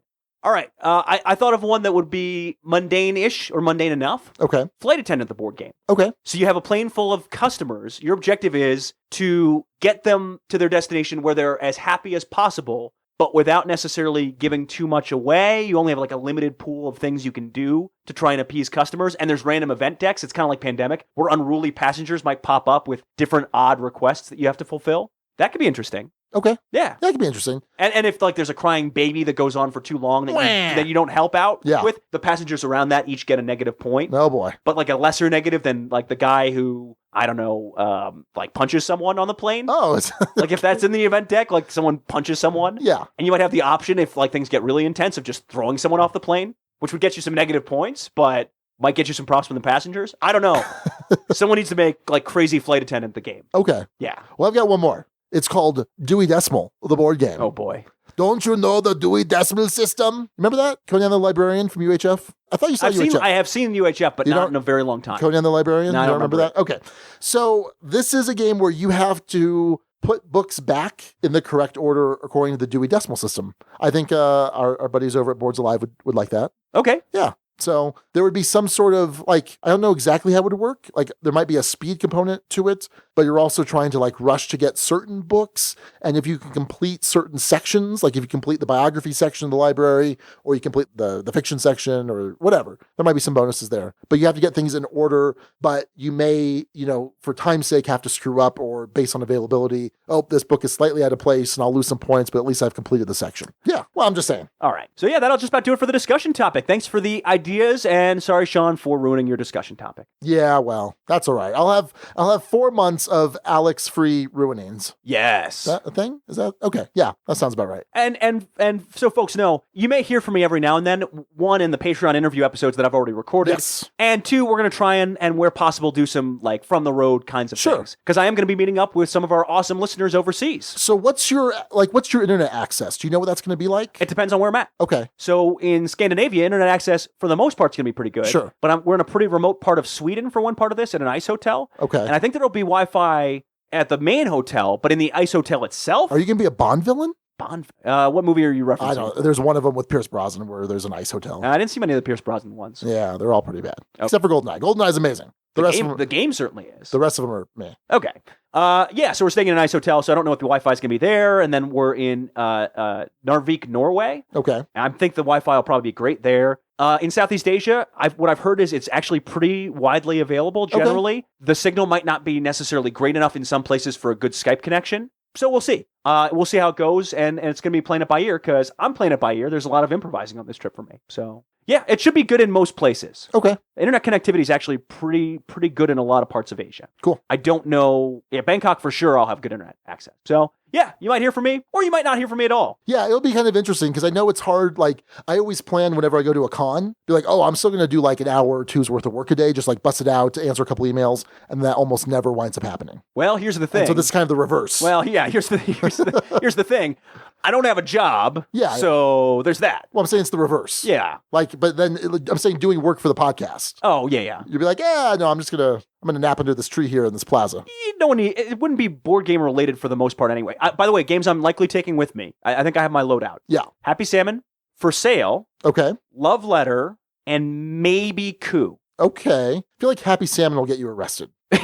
Where? Anywhere. You're going to hip check someone, and you'll just be the wrong person. Yeah. Yeah, offend someone. Who knows? No, I think that one. I hopefully that one will work really well. And I'm also buying gonna buy a bunch of New Mexico pins to kind of give away to folks as kind of Goodwill souvenirs. So okay, cool. You should get the pack of games. Oh, you don't have any of the pack of games. They're sitting literally right behind you. Oh, yeah. So I could just kind of grab them. Yeah, you want to take those? Wait, no, you can't take those. Okay. They're Raquel's favorites. You can't have them. Never mind. I take that back. No. She thinks they're so adorable. Okay. And we bought at BGG. What if I just took one? What if I just took one?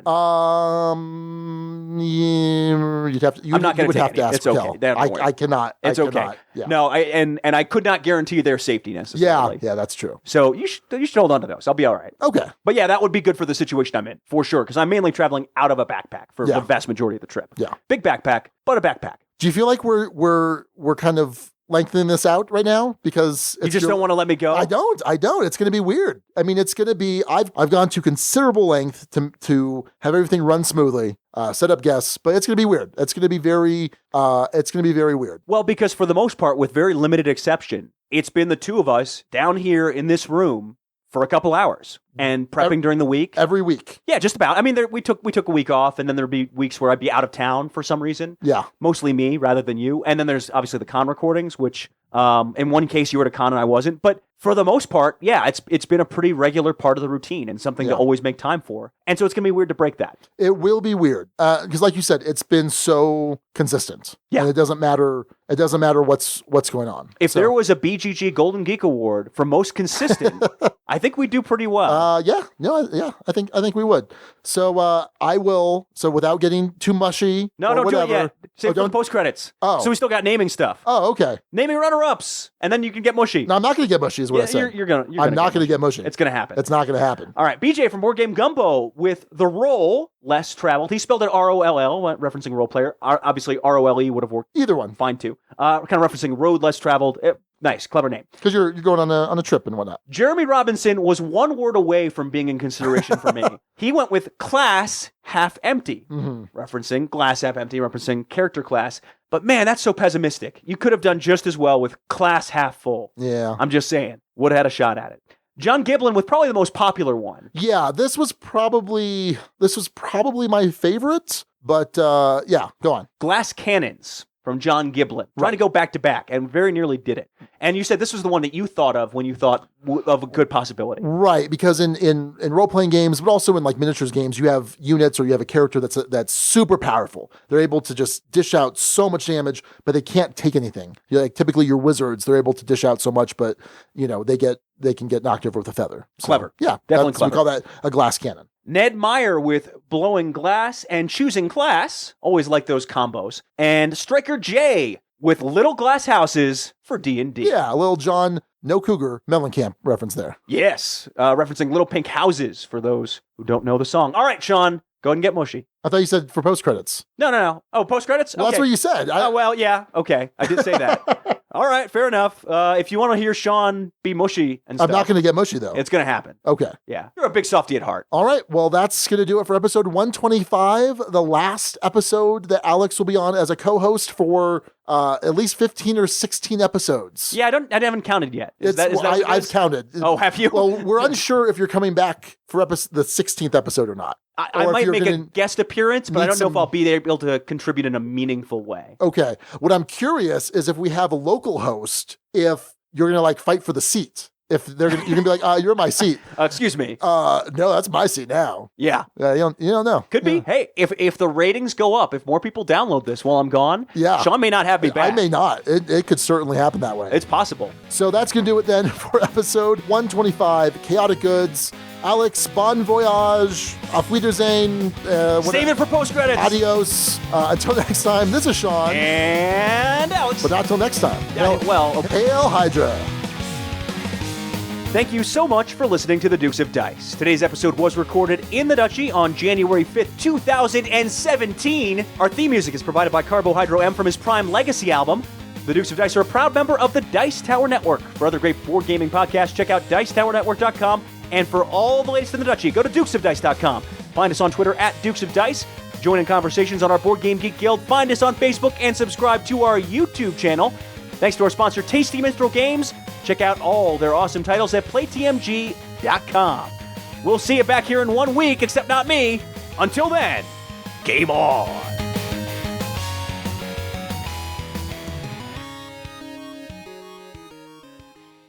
So what are you going to do on a given day? Like, aren't you just going to be so... Pick a day. Thursday. What, this Thursday? No. I'm just saying, like, on a given day, like, are you going to be sightseeing? Are you going to be, what? Like, it's just... All the above. So here's the thing. So the part of it that's less sketched out is the Southeast Asia part of it. Okay. Because I'm landing in Bangkok, and then, like, almost 3 months later, I take off from Bali. Yeah. And somewhere in between there lies adventure. And a number of countries. I'm probably going to stop in Thailand, Cambodia, Laos, Vietnam, Malaysia, and Indonesia. And maybe Brunei, Dar es Salaam as part of that. Okay. And maybe Singapore, but probably not because it's expensive. It's going to be seeing the sights. It's going to be enjoying good local food. It's going to be seeing what the culture has to offer. It might be, I'm looking at possibly doing some volunteering while I'm over there. Oh, I didn't know that. It's going to be going on elephant trek, scuba diving. There's some liveaboards you can do, as they're called, where What? You basically stay on a boat for a number of days. Okay. And go scuba diving a number of times. Cool. And check it out that way. But you don't stay in a hotel. You stay on the boat. Yeah. So it's called a liveaboard. So those are possibilities. I'm absolutely going to go to Angkor Wat. I hear it's unreal. One of my favorite things to build in Civilization 5 and Civilization 6.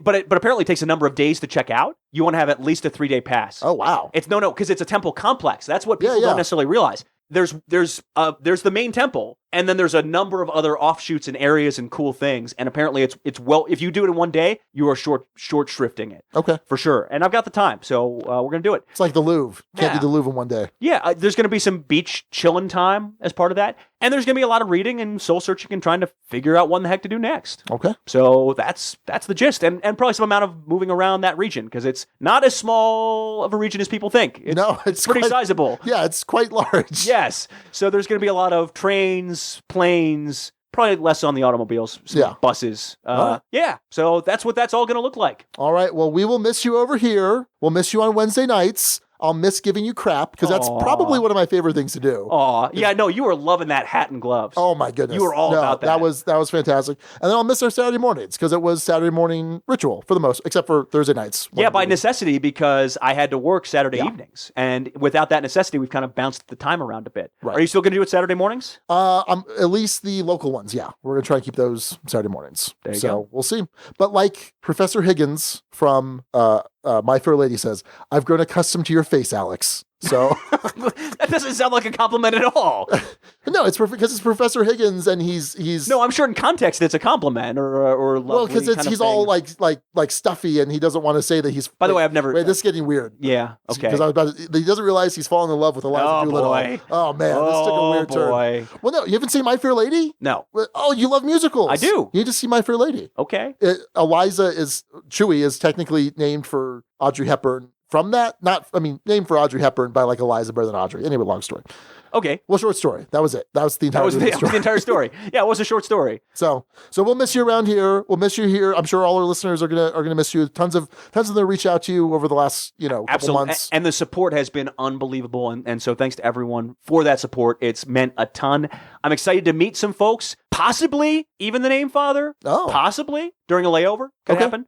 It might not. That's okay. But I'm going to meet a number of other folks along the way. And I'm so excited. Whether I'm going to be board gaming, most of the time I won't be. But I'm excited that this community is going to continue on, and that's a credit to you, Sean, because you're gonna keep this running because there ain't no way it's going to collapse. We're too deep in now at this point. You've invested too much. Yeah, it makes sense. But yeah, I'm going to miss everyone here, and I'm going to miss your face too. Okay. Yeah. Are you going to take a Dukes of Dice shirt with you? Absolutely. I have one packed. Okay. So you have to wear it, just like put it on in front of a landmark or something. Okay. Yeah. Anchor or water or something. Yeah. We'll see how it feels in the weather there. Okay. Get a little toasty and it's a t-shirt. I know, but like quick drying shirts tend to work better in some cases. So yeah, I've got a lot of quick drying stuff for that section of the trip. All right. Anyway, we've gone way in depth. Thanks to everyone. Thanks for the support. Thanks to you, Sean. Mm-hmm. I'll see you in a few months, and we'll talk during that time. Vaya con Dios. Oh, and don't screw it up. I don't worry, I won't. Okay, good.